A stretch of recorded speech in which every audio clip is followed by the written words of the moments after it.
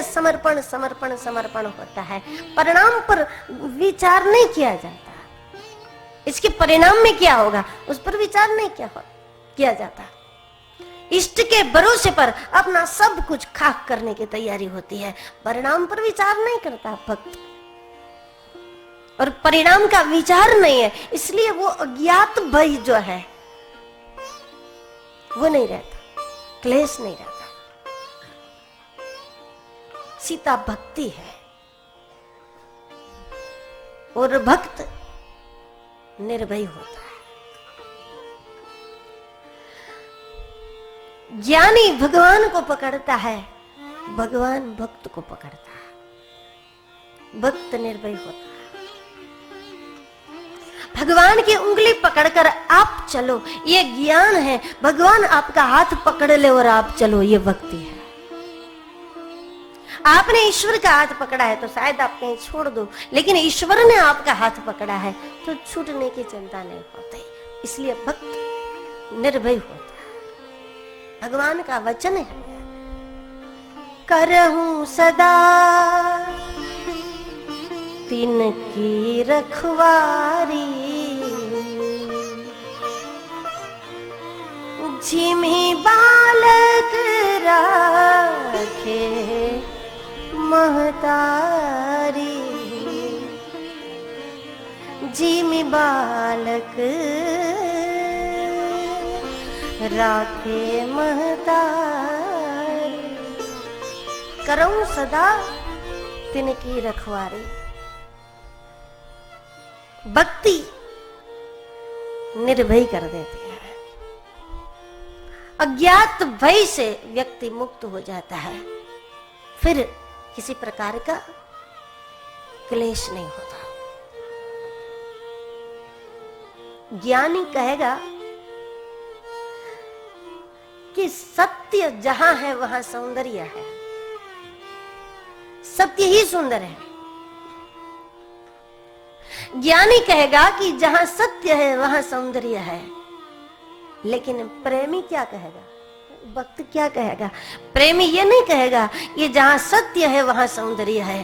प्रेमी तो कहेगा कि जहां मेरे इष्ट का सौंदर्य है वहां सत्य है, जहां सौंदर्य है वहां सत्य है।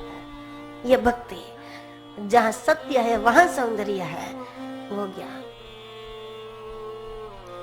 फिर इसलिए भक्त रोता रहता है, प्रेमी रोता रहता है, क्योंकि सौंदर्य बदलता रहता है। और जो बदलता रहता है इसकी उसको पीड़ा भी होती है और उस पीड़ा का उसको सुख भी होता है।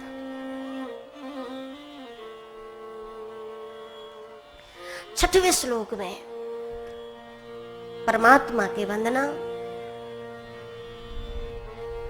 भगवान राम की ब्रह्म रूप की, हरि रूप की वंदना। रामाख्यमेशम हरे, यन्माया वसवर्ति विश्वमखिलम ब्रह्मादि देवासुरा, यत्सत्त्वादमृषैव भाति सकलम रज्जो यथा है भ्रमः, यत्पादप्लवमेकमेव हि भवां भूते स्थितिर्षावतां, वन्देऽहं तमशेष कारण परम रामाख्यमेशं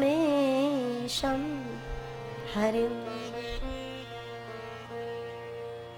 परमात्मा की वंदना। जब तक ये जीवात्मा परमात्मा के साथ जुड़ता नहीं है तब तक जीवात्मा का संपूर्ण विकास नहीं होता।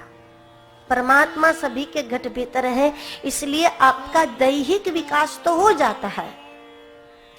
शरीर से, शारीरिक रूप से बड़ा होने के लिए आपको क्या करना पड़ता है? कुछ नहीं करना पड़ता।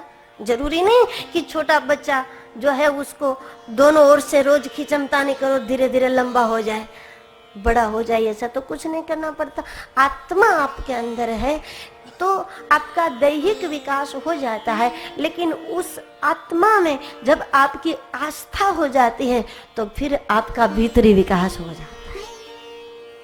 अस्तित्व में जब आपकी आस्था हो जाती है, अस्तित्व से जब आप जुड़ जाते हैं निरंतर कोई आपको देख रहा है, निरंतर कोई आपके साथ में है और निरंतर कोई आपका सहायक है।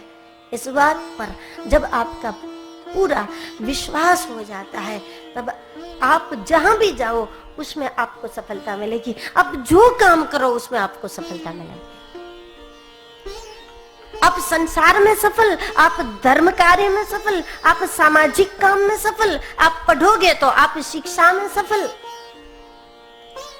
जीवन में आप जो करोगे, सफलता आपका साथ नहीं छोड़ेगी।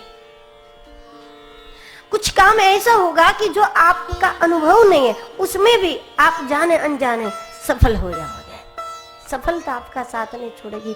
अस्तित्व से जो लोग जुड़ जाते हैं, अस्तित्व तो जुड़ा है आप में, लेकिन आप जब अस्तित्व में लग जाओ, उसका विश्वास करो, तब अस्तित्व का तेज जब आपको प्राप्त होता है, तब आपका व्यक्तित्व प्रभावशाली हो जाता है। कमरे में जब आपने लाइट जला दी तो कमरे की प्रत्येक वस्तु दिखती है। जरूरी नहीं कि कमरे में जो भगवान की मूर्ति है वही आपको दिखेगी। बर्तन है तो वो भी दिखेगा, जूते है तो वो भी दिखे, किताब है तो वो भी दिखेगी, मूर्ति है तो वो भी दिखेगी। बात वस्तु की नहीं है, बात प्रकाश की है। जब प्रकाश है तो जो वस्तु है वो दिखेगी। जो आपके लाभ की है, जो आपके कल्याण की है, फिर उसको पकड़ो। आपके कल्याण की नहीं है उसको छोड़ दो। बात प्रकाश की है। अस्तित्व के प्रति यदि आपकी आस्था है कि कोई परमात्मा है, कोई परमेश्वर है, उसमें जब आपकी आस्था हो जाएगी तो आपके जीवन में प्रकाश हो जाएगा। और जब प्रकाशित जीवन हो गया है, उसमें आपको ये पूरी दुनिया दिखेगी। आपके सामने कई प्रकार का काम है, लेकिन आप वही करोगे जो आपके कल्याण का होगा, आपके अहित का होगा, वो आप नहीं करोगे। क्योंकि प्रकाश में आपको दिखता है कि मूल्यवान चीज कहाँ है और तुच्छ चीज कहाँ है, आपको दिखता है। आप वही पकड़ोगे जो मूल्यवान है। अध्यात्म एक प्रकाश का नाम है। अध्यात्म कोई आकार का नाम नहीं है, एक भूमिका, एक प्रकाश का नाम है। कोई परम सत्ता है निरंतर आपके साथ में, बस उसका विश्वास आपको बेईमानी नहीं करने देगा।